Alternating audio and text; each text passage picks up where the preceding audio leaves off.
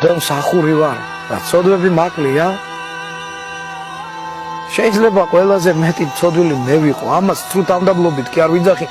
შიგნით ხო ვიცი მე რაც ვარ და თქვენ რა გონიათ მომწონს ის რომ აი ხალხი აი მე მამა სერაფიმეს ისეთი ხმა აქვს აიბრივი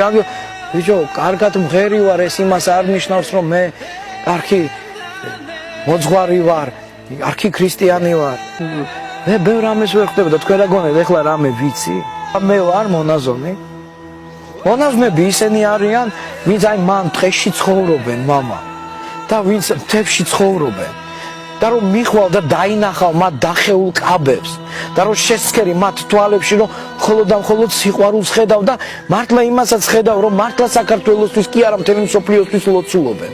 ხო აი ის არის მე რა მონაზონი ვარ მამა როცა აგერ შენახარ მოსული ტელევიზია მეორე მესამე აგერ მამა გალობს მთელმა მსოფლიომ გაიგო